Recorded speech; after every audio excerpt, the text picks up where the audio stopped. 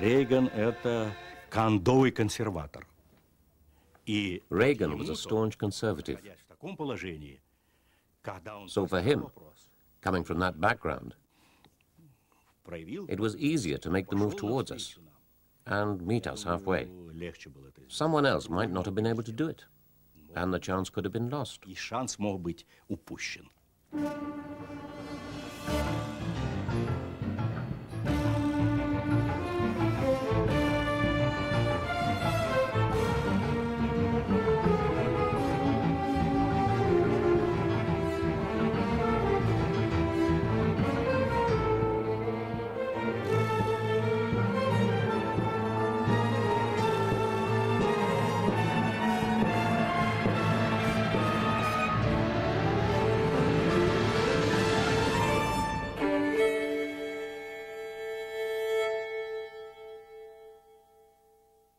One more time. Stand by your man. Give him 2 arms to cling to. A concert on the White House lawn for an ex-Hollywood film star who was now President of the United States. Stand by your man. I knew that Ronald Reagan would bring this country back to the place it belonged. Not make you ashamed you as an American, make you proud you to be an American. Ronald Reagan had the ability to convey whatever he was thinking of in terms that everybody understood. He just seemed to have a warmness about him that the people felt. You're making me nervous. I love you. You're wonderful. Thank you. Ladies and gentlemen, I give you the B-1B. A strident anti-communist for most of his adult life, Ronald Reagan believed America lagged behind the Soviet Union in the arms race. I urge you to beware the temptation of blithely declaring yourselves above it all and label both sides equally at fault, to ignore the facts of history and the aggressive impulses of an evil empire, to simply call the arms race a giant misunderstanding, and thereby remove yourself from the struggle between right and wrong and good and evil. In the first years of Reagan's presidency, the Soviet Union's armed might appeared to be at its peak. I had no doubt that the Soviet goal was world domination. Their military posture, their actions, their foreign policy actions, their aggressive behavior, all of this contributed to that single conclusion.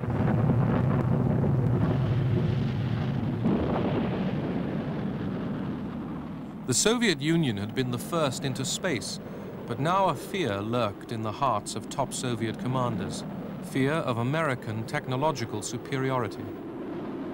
I had a meeting in Moscow with Marshal Agarkov, the Chief of Staff of the Soviet Armed Forces. And he said, you know, all modern military capability is based on the computer. You have little kids in America, 3 years old, who know how to deal with computers. It takes years here to train Soviet recruits in the military to use them, because they've never used them before. We're afraid of computers.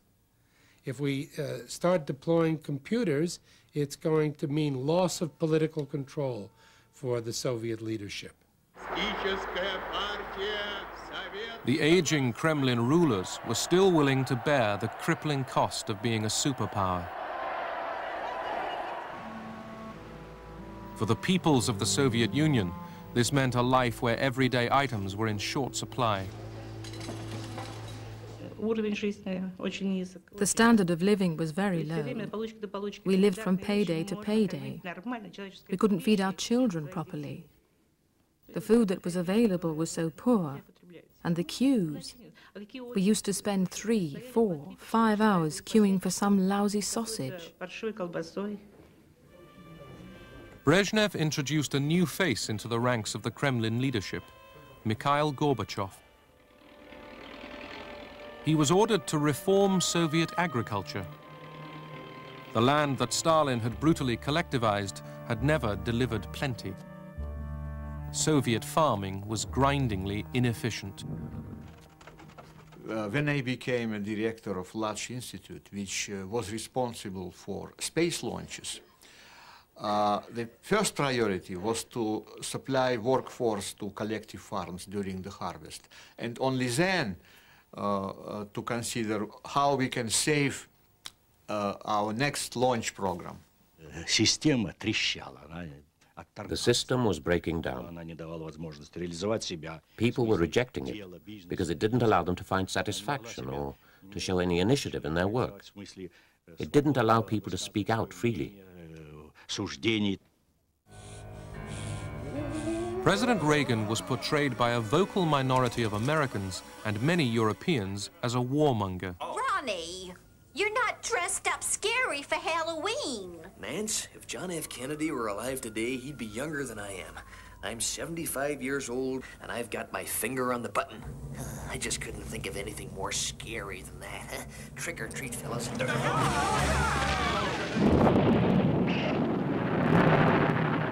The United States and the Soviet Union already possessed nuclear arsenals large enough to wipe each other out.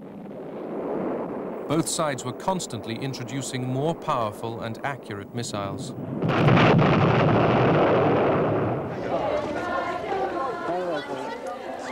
The renewed arms race and Reagan's anti-Soviet rhetoric revived the anti-nuclear movement in Western Europe.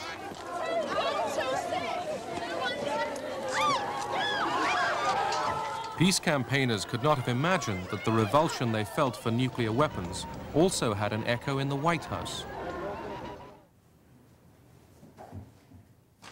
The president viewed the concept of deterrence between us and the Soviet Union as no different than holding a cocked gun at each other's heads.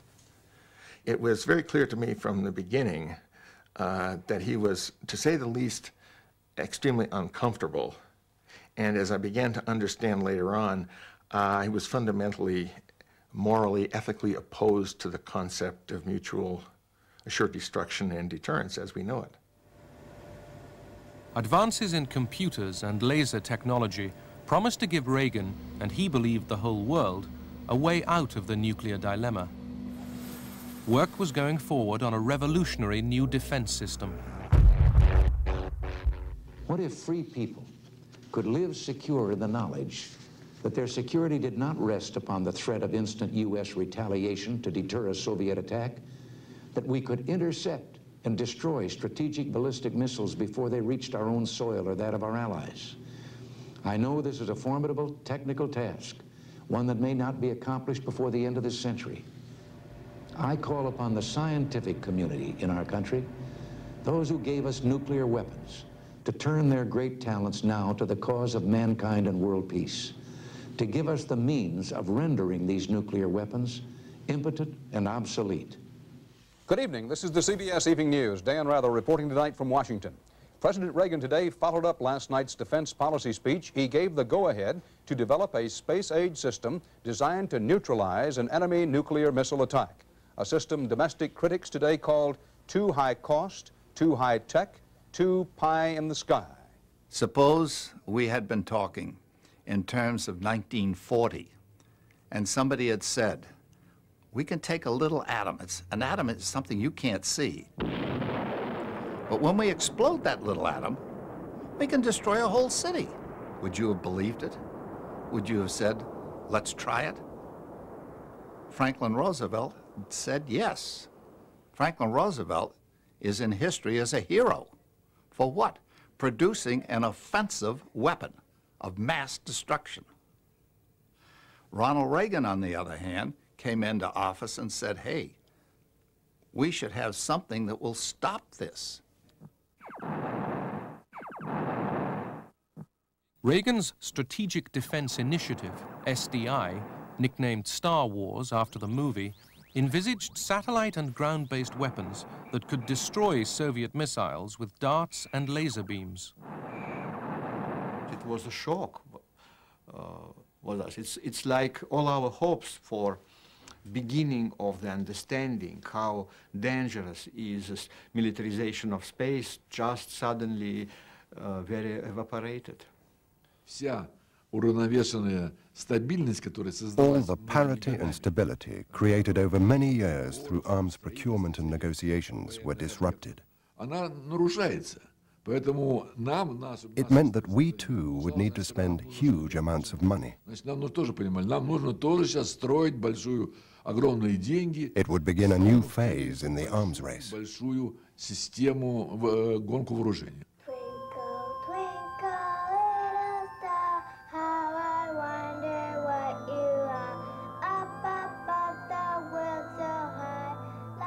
Many American politicians and scientists campaigned against what they saw as Reagan's expensive folly.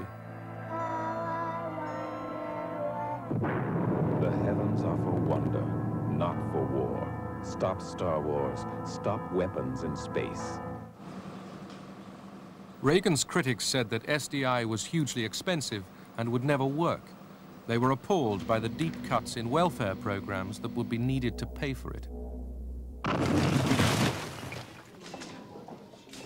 Ronald Reagan soon discovered that his close ally, British Prime Minister Margaret Thatcher, was also critical of SDI. A firm believer in the nuclear deterrent, she tried to persuade her friend to abandon his beloved Star Wars.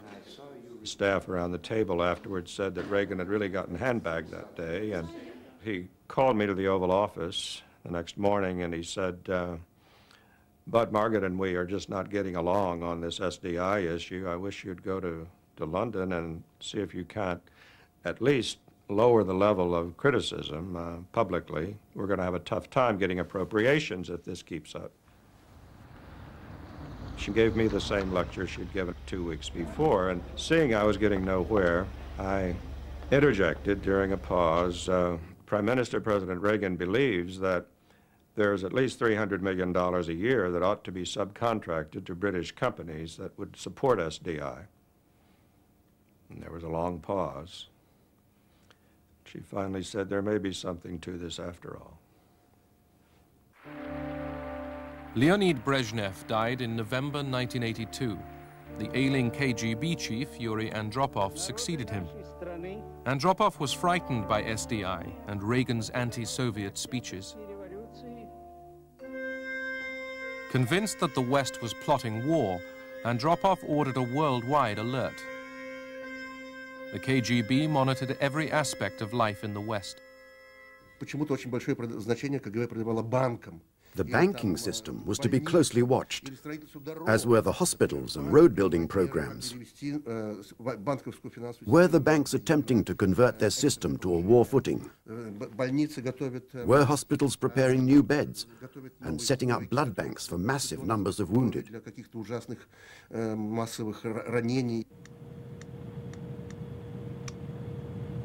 The Americans stepped up spy flights in sensitive areas along the Soviet Union's long borders.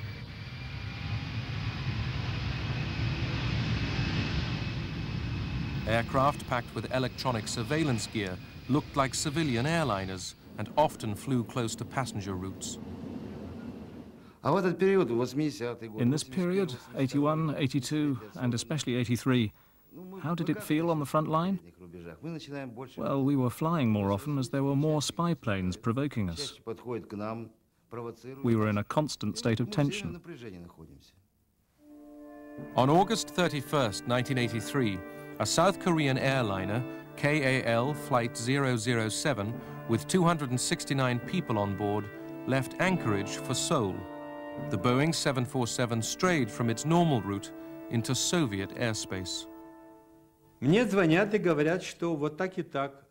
I received a phone call informing me that an unidentified plane had been spotted over Kamchatka and that our attempts to contact it had been unsuccessful. I ensured that all the forces at our disposal were immediately put on alert.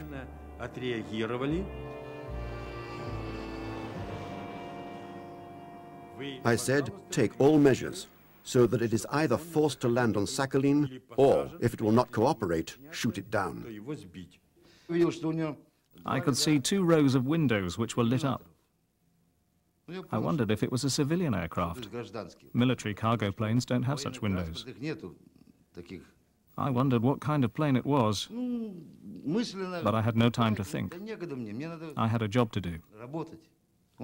I started to signal to him in international code. I informed him that he'd violated our airspace. He did not respond. Despite the signals from our planes, including warning shots with tracers, the pilot failed to react, simply continuing on his course. My orders were to destroy the intruder. I fulfilled my mission. The Korean airliner came down off Sakhalin Island, killing everyone on board.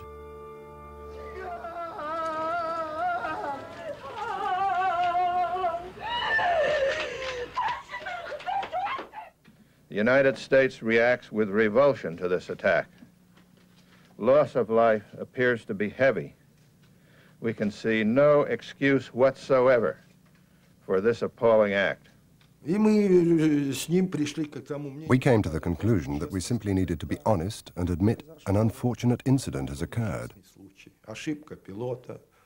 There was a pilot error, bad weather. One thing led to another. It was not a pre-planned action. No one wanted this. It was a tragic mistake. We went to Kornienko, the deputy foreign minister, who agreed with us. But he was not able to convince the leadership. This was a question of prestige, and the military don't like to admit mistakes. A mood of crisis now gripped both East and West. Arms control talks were broken off. Soviet SS-20 rockets were now confronted by cruise and Pershing missiles deployed in Western Europe.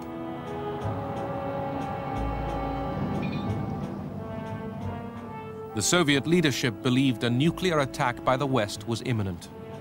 A British agent inside the KGB sent warnings to London. When I told the British, they simply couldn't believe that the Soviet leadership was so stupid and narrow-minded as to believe in something so impossible. I said to them, okay, I'll get you the documents. I think only a tiny handful of people knew the full details of how fearful they were, and we knew them, as is now public knowledge, through some extremely well-placed agents who were able to pass on the information that the Russians actually feared that the West was preparing for aggressive nuclear war against the Soviet Union. Allied and domestic concern rose. Good evening. Please be seated. Reagan tried to reassure Andropov. Just suppose with me for a moment that an Ivan and an Anya could find themselves, say, in a waiting room or sharing a shelter from the rain or a storm with a Jim and Sally. And there was no language barrier to keep them from getting acquainted. Would they then debate the differences between their respective governments? Or would they find themselves comparing notes about their children and what each other did for a living? Ronald Reagan, encouraged by his wife Nancy, consulted Suzanne Massey, a popular writer on Russia, to help him understand his Cold War adversary. President Reagan was, of course, a people person. He loved people, and he had great instinct for people. I had been told by these fellows at the White House that, of course, if I were ever writing anything for the president, it had to be double-spaced 1.5 pages. Well, what can you get from that? President Reagan had never seen a Russian in the first 3 years. He couldn't go there. He was an actor. Actors like to absorb from feeling. I said, Mr. President, if you are re-elected, will this policy of small steps toward better relations be a continuing policy of your administration? And Ronald Reagan had a pretty eagle eye when he wanted to, and he looked down at me and he said, very definitely, he said, yes, if they want peace, they can have it. But to whom in the Kremlin could Reagan talk peace? In March 1984, Yuri Andropov died. His successor, Konstantin Chernenko, was too frail to start a dialogue.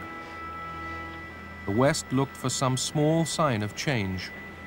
We needed to try to search out the people who would guide the Soviet Union after Brezhnev, after Andropov. And looking around, there were about 2 or 3 possible people in terms of age and seniority. We dispatched invitations to all 3. It was pure chance that Gorbachev was the one who accepted first. When Gorbachev came to the United Kingdom, he indeed brought his wife, and that was one of the first signs that we were dealing with someone quite different. Soviet leaders very, very rarely traveled with their wives anywhere. I'm cautiously optimistic. I like Mr. Gorbachev. We can do business together. We both believe in our own political systems. He firmly believes in his, I firmly believe in mine. We're never going to change one another. We better hang on from them. March 1985. Konstantin Chernenko was dead. At his funeral, world leaders paid their respects to Mikhail Gorbachev and weighed up the new, younger man in charge of the Soviet Union.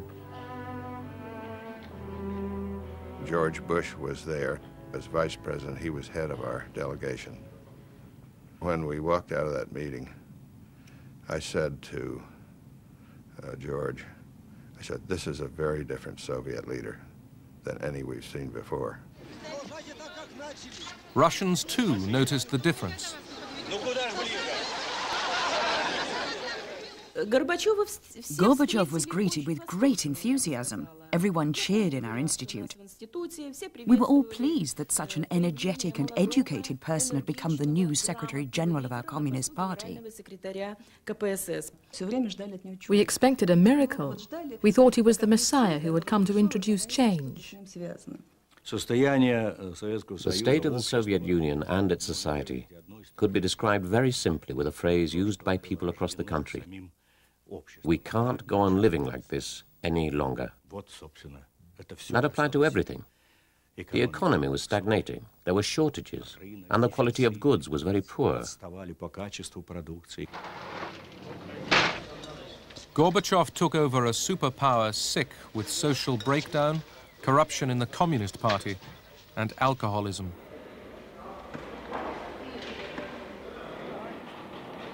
To tackle these ills and to revive a decrepit economy, Gorbachev called for reconstruction, or perestroika, and a new spirit of honesty, glasnost.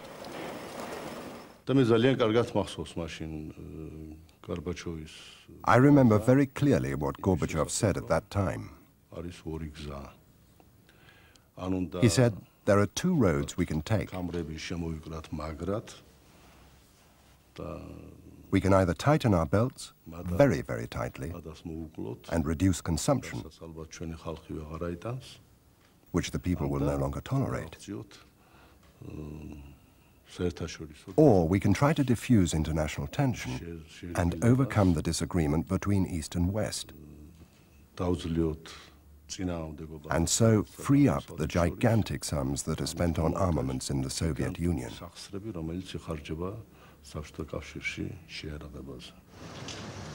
In Washington, Reagan had to overcome objections from inside his own administration before he could meet the new man in the Kremlin. I truly believe that Ronald Reagan would have had the foreign policy battle of his life, if not the broadly political battle of his life, starting within his own party and across this country, if he had tried to reach out to Gorbachev without a seconder for his point of view. But you want to, but you need to get away. It took Margaret Thatcher to talk first with the Gorbachev and then to publicly say, this is a man we can deal with. Geneva, Switzerland, November 1985. The stage was set for the first superpower summit in 6 years. Reagan, too, was keen to find out whether he could do business with Gorbachev. I felt always that President Reagan was exactly the kind of man that Russians, under normal circumstances, would have really liked, the kind of American that they would really like. First of all, he was kind of an icon, you know, he's a cowboy, and they loved that. And the other was that he was very patriotic. You really had the sense that he was going to break into God Bless America every time you saw him, and it wasn't corny. He really believed it. And Soviet Union, even some of the most hardened, cynical Soviets, really respected patriotism.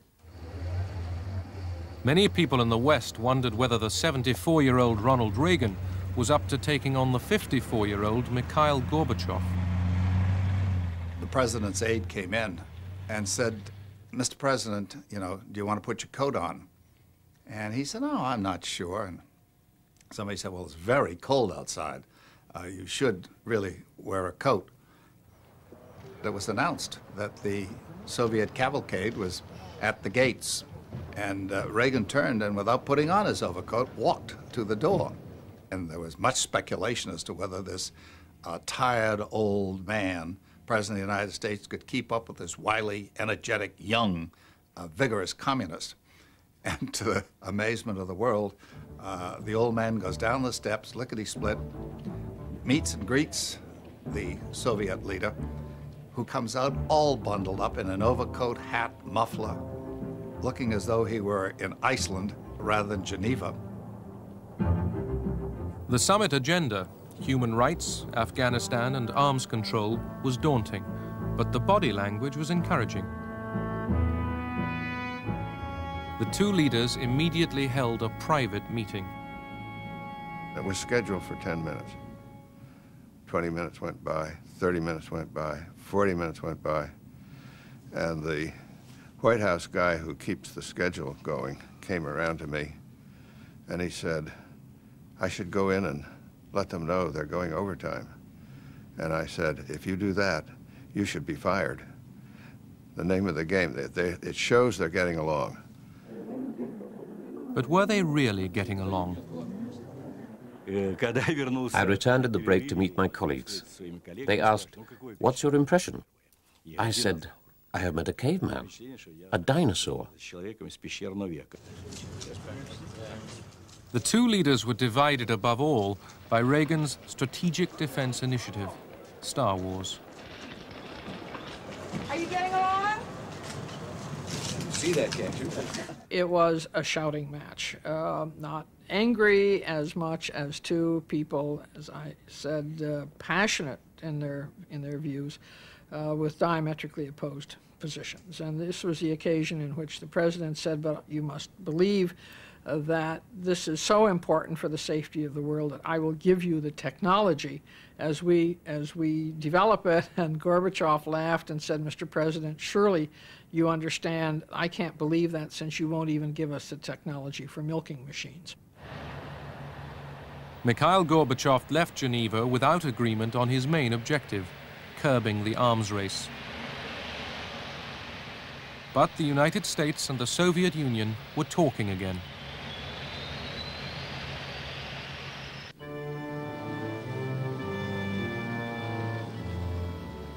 One year into the Gorbachev era, and the Cold War continued. The Geneva call for a second summit was repeatedly postponed. Fears of nuclear war remained, and even increased. During that period, we had a lot of ideological training. We were constantly told about Reagan's speeches, so we called the US imperialists the evil empire. We started going out to sea twice as often. We kept a huge number of submarines in the sea all the time, as close as possible to the US and British coasts. And the more submarines we sent out to sea, the more you sent out. This dangerous concentration and proximity of nuclear submarines could lead to unpredictable consequences. A nuclear disaster did occur, but not between the two superpowers. In April 1986, an explosion ripped apart No. 4 reactor at the Chernobyl nuclear power plant in Ukraine, north of Kiev.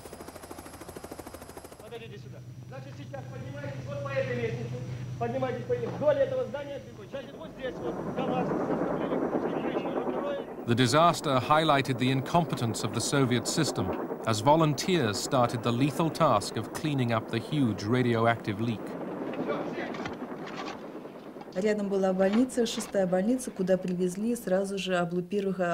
firemen who got burnt while helping to extinguish the blaze were brought to a hospital near where I lived.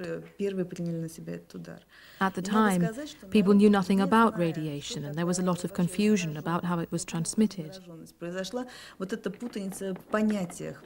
The firemen died very soon after, and when they were buried, people were scared that the radiation would spread from their graves.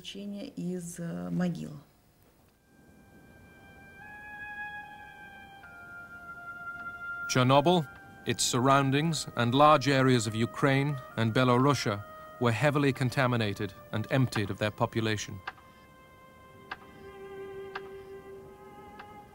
Gorbachev knew even before that catastrophe about the danger of nuclear weapons. That explosion showed that even without war and without nuclear missiles, nuclear power could destroy humankind. Reykjavik, Iceland, the second Reagan-Gorbachev summit. Gorbachev now decided to re-examine Reagan's first ever arms control proposal, known as the zero option. Reagan had offered not to deploy cruise and Pershing missiles in Europe if the Soviets withdrew their SS-20 rockets. Brezhnev had turned Reagan down flat. The new American missiles had been stationed in Europe. Now Gorbachev wanted to cut a deal. He understood that perestroika and the internal changes were starting to slow down, that he had little time on his hands. He had to decide. Either he could free up resources from the arms race, or he'd be forced to look for them elsewhere. I was with him when he decided to confront Reagan with the question, did he or didn't he want an agreement? Did he or didn't he want disarmament? Ronald Reagan did want disarmament, but would he give up his Strategic Defense Initiative, SDI? I said, okay, let's not even leave 100 missiles. Let's abolish them completely and go for the zero option. This came as a shock. Everyone was surprised. Reagan hit the table and said, well, why didn't you say so in the first place? That's exactly what I want to do. And if you want to do away with all weapons, I'll agree to do away with all weapons. All weapons, of course we'll do away with all weapons. Good. That's great. Now we have an agreement, yes. But you must confine SDI to the laboratory. No, I won't, said Reagan. No way. SDI continues. I told you that. I am never going to give up SDI. I think that my principal position was and remains the same. The nuclear arms race should never be taken into space.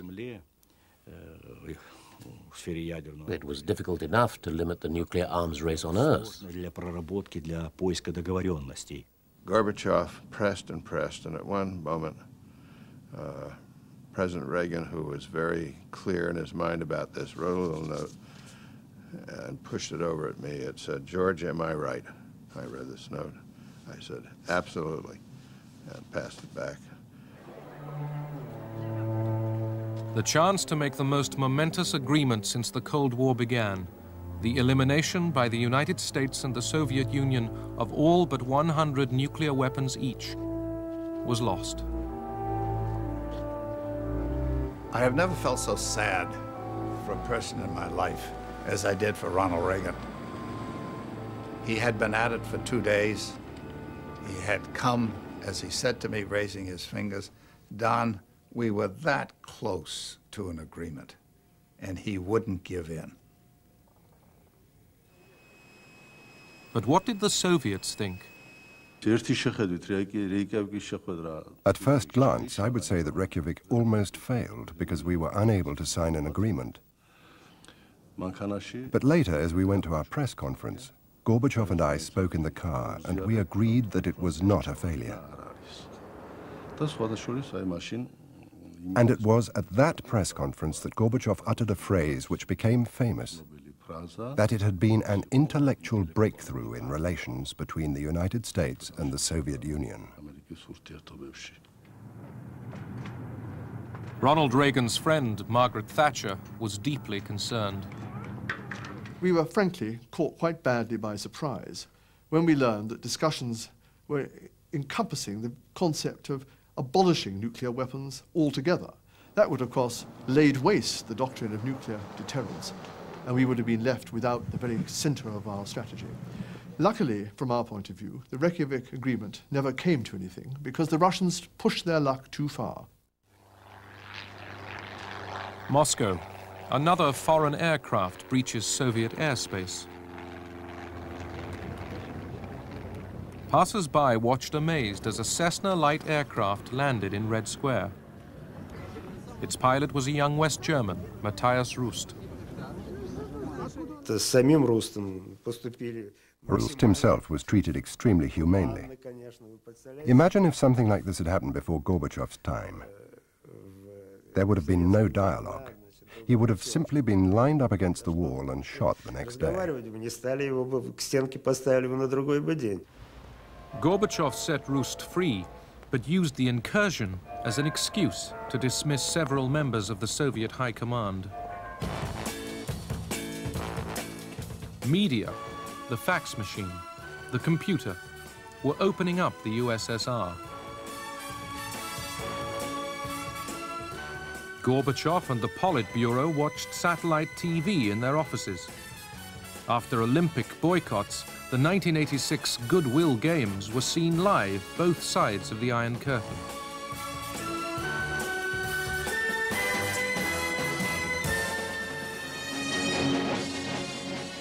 Soviet television was changing.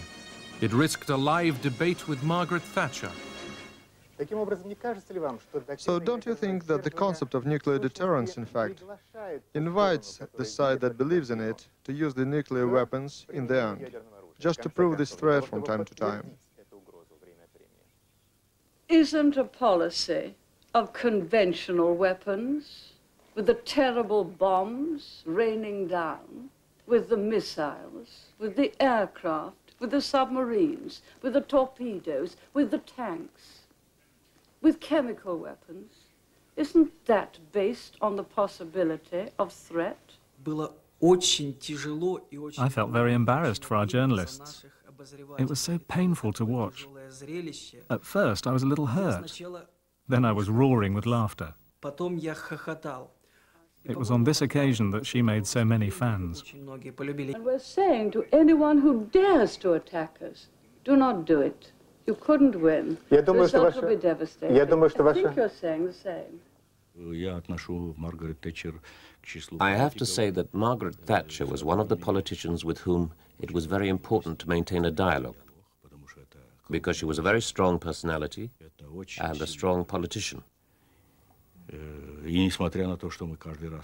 in spite of us constantly arguing with her at every meeting we had, we respected each other's position.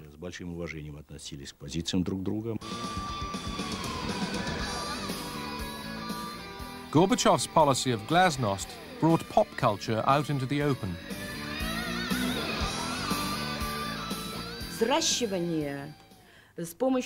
A new breed of young people was created by our intellectuals, a breed that rejected all our Soviet past. This was moral degradation. Our youth was being turned into human robots. The Soviet people were being plunged into wrenching change.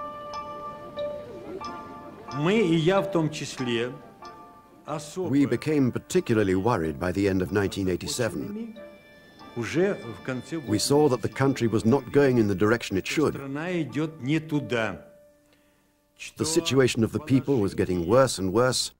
The situation of the armed forces was no better. Gorbachev reacted to growing opposition by pressing ahead with plans to reform the Communist Party. И все-таки все то, что мы развернули через реформу, через демократию вот эту, через советы, через трудовые коллективы, через вот эти вещи все, включения, вот это только путь. К этому надо. Там уже вы, власть в натуре будете. The main achievement of Gorbachev's policies was that in the space of a year or two, he made the fear disappear, as if by magic.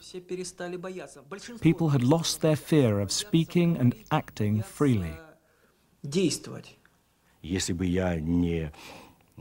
If I hadn't promoted the reforms, if I hadn't tried to let the people breathe freely, if I hadn't tried to open the door to glasnost and democracy, to stir the society, to get it thinking and acting, I would probably still be in my Secretary General's armchair today. I could have stayed there a lot longer, since I'm still quite young.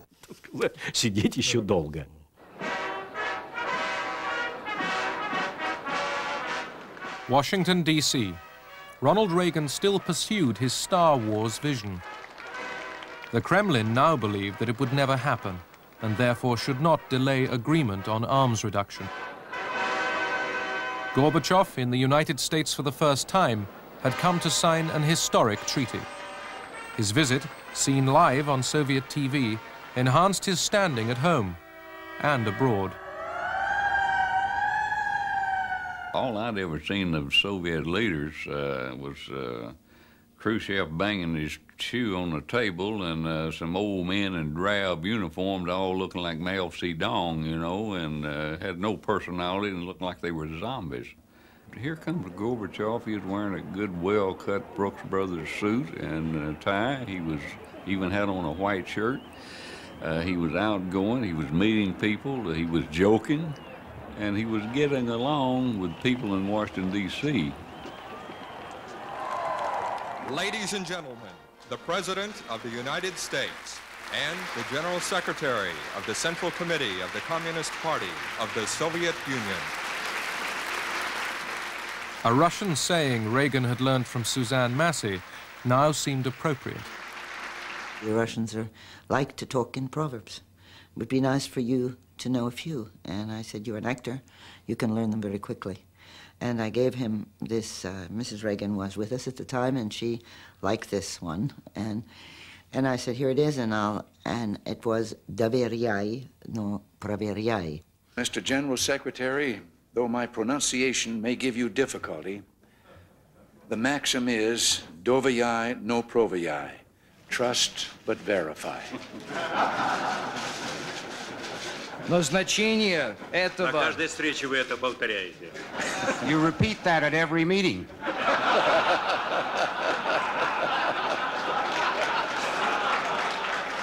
I know of no one else of a leadership stature in the United States in those days who would have moved forward as Reagan did to engage Gorbachev, to engage the Western Alliance, to truly lead the Western Alliance, and to take us through what became, of course, a very constructive, introductory period to the end of the Cold War.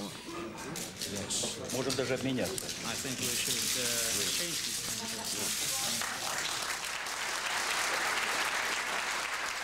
Ronald Reagan and Mikhail Gorbachev signed a far-reaching agreement. For the first time, an entire category of nuclear weapons was to be abolished.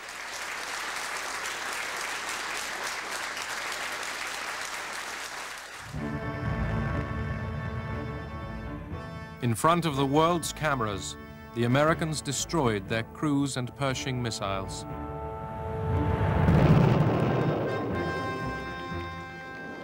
The Soviets dismantled their SS-20s. In another milestone in reducing Cold War tension, inspection teams from both sides supervised the destruction.